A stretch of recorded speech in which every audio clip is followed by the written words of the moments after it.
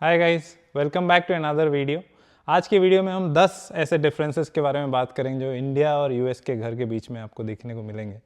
और एक जो 11वां डिफरेंस है, जो बोनस पॉइंट है, वो आपको बहुत ही इंटरेस्टिंग लगेगा, ये मेरी गारंटी है। और ये आपको हर एक हॉलीवुड हॉरर मूवी में देखने को मिलेगा।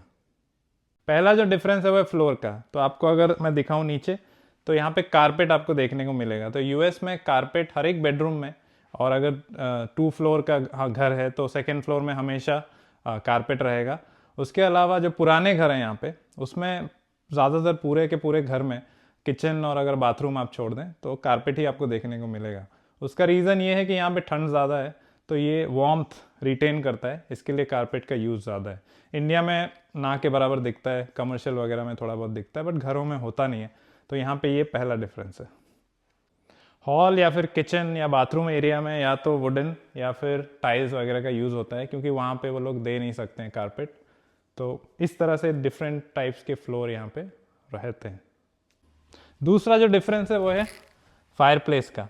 तो यहाँ पे हर एक घर में आपको फायरप्लेस देखने को मिलेगा, क्योंकि ठंड के टाइम पे इतनी ठंड पड़ती है, ये बहुत ज़्यादा काम आता है और पूरे घर को ये वार्म देता है। जिस एरिया में ये होता है उस एरिया में आपको हीटर चलाने की ज़रूरत नहीं पड़ती है, इसी से वो गर्म रखता है घर को। और ये अलग अलग तरीके के फायरप्लेस होते हैं। कुछ फायरप्लेस जो है वो प्योर लकड़ी जला के चलते हैं, जो पुराने घर हैं, और नए घरों में आजकल ये गैस वाला फायरप्लेस है। तो ये गैस से कनेक्टेड है और ये नेचुरल गैस से ये आग जो है ये लग रही है, और ये स्विच से कंट्रोल होता है। तो स्विच ऑफ कर देंगे तो ये बुझ जाता है।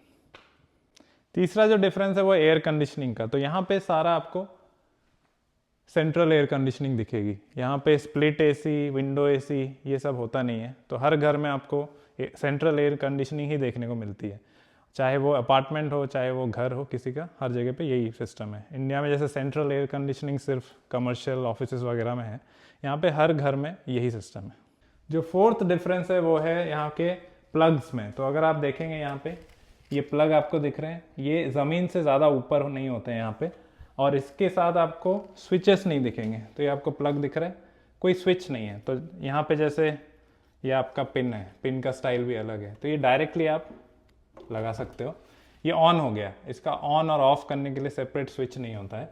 स्विचेस यहाँ पे सिर्फ कोई चीज़ को चालू करना, जैसे आप यहाँ पे देखेंगे ये लाइट्स चालू करने के लिए स्विचेस हैं, ये बंद और चालू हो रहा है, इसके लिए स्विचेस हैं, बट प्लग के लिए सेपरेट स्विच नहीं होता है। और एक और इंटरेस्टिंग चीज़ इसमें ये है कि आपको दिख रहा है ये अभी ये ऑफ है।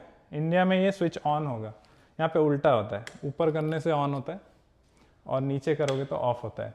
तो इस हमको काफ़ी टाइम लग गया था ये आदत में डालने के लिए। हम हमेशा ऑन करने जाते थे, ऑफ करते थे। तो ये एक डिफरेंस है। और यहाँ पे फ़ैन में आपको दिखेगा लाइट। तो यहाँ बहुत कॉमन है कि फ़ैन के नीचे ही लाइट्स रहते हैं, और ऐसे मॉडर्न वाले भी आते हैं, बट ज़्यादातर घर में आपको ऐसे दिखेंगे जहाँ पे अलग से बल्ब जो है वो लगाया हुआ है।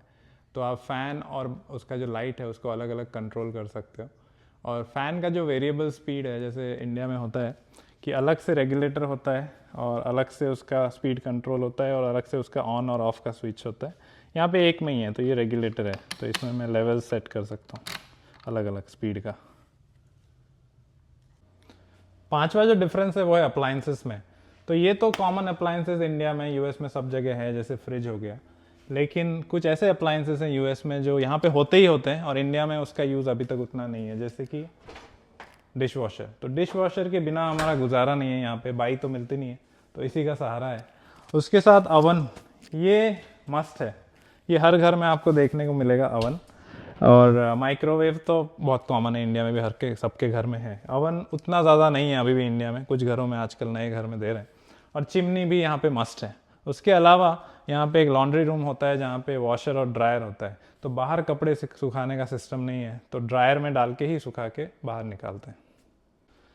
एक और डिफरेंस जो है वो है बाथरूम में। तो यहाँ पे यूएस में हर घर में आपको बाथटब देखने को मिलेगा। बाथटब बहुत ज़्यादा कॉमन है, चाहे वो अपार्टमेंट हो चाहे किसी का खुद का घर हो, वहाँ पे बाथटब ज़रूर रहेगा।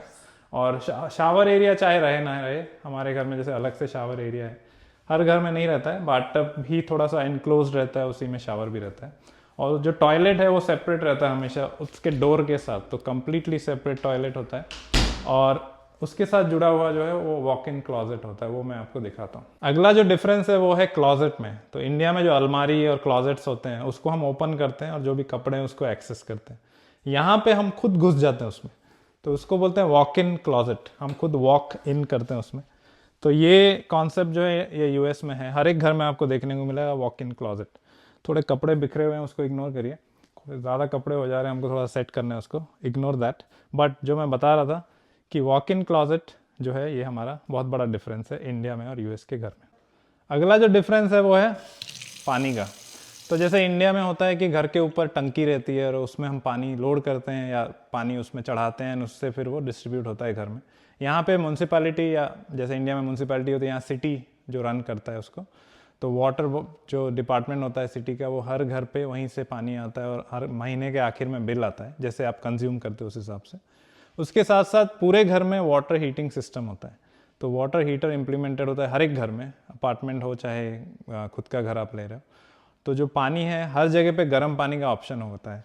यहाँ एक ही नल है, एक ही नॉब है हमारा, उसी में मूव करके हम सिलेक्ट कर सकते हैं। और कई जगह पे 2 सेपरेट नॉब्स होते हैं, एक से गर्म पानी और एक से ठंडा पानी आता है। तो गर्म पानी हर जगह पे अवेलेबल है, चाहे वो बाथरूम हो, टॉयलेट हो, किचन हो, एवरीवेयर हर जगह पे गर्म पानी ठंडा पानी दोनों का ऑप्शन है। विंटर में ये बहुत काम में आता है क्योंकि पानी बहुत ठंडा हो जाता है। अगला जो डिफरेंस है वो स्ट्रक्चर और जो वॉल है यहाँ के उसका है। तो पिछला वीडियो मैंने बनाया था जिसमें मैं एक कंस्ट्रक्शन साइट पे जाके मैंने आपको दिखाया था कि कंस्ट्रक्शन कैसे होता है और डिफरेंट स्टेजेस दिखाए थे, वो वीडियो आप यहाँ से इस लिंक से एक्सेस कर सकते हैं। तो मैं कंटिन्यू करता हूँ। वॉल का जो डिफरेंस मैं बता रहा था, यहाँ पे आप देखेंगे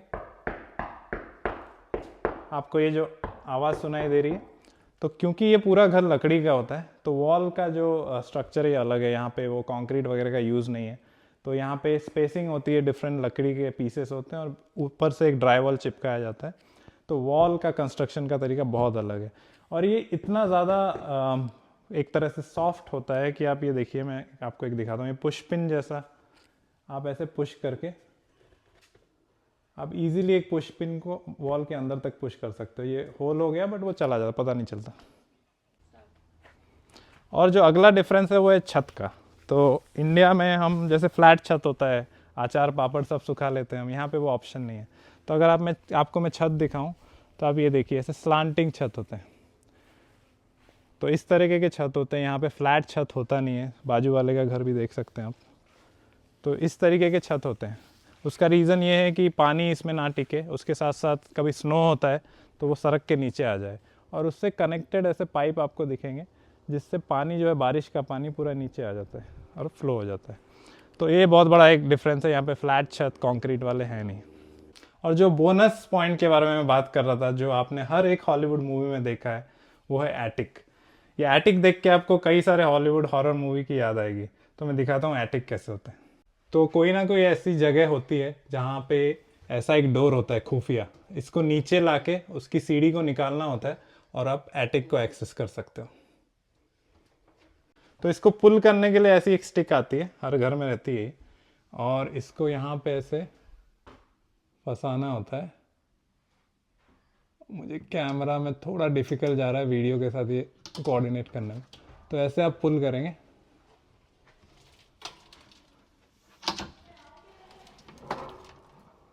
और आप देख रहे हैं ये एटिक। तो ये जो सीढ़ी है ये नीचे आएगी एंड देन हम ऊपर जा सकते हैं।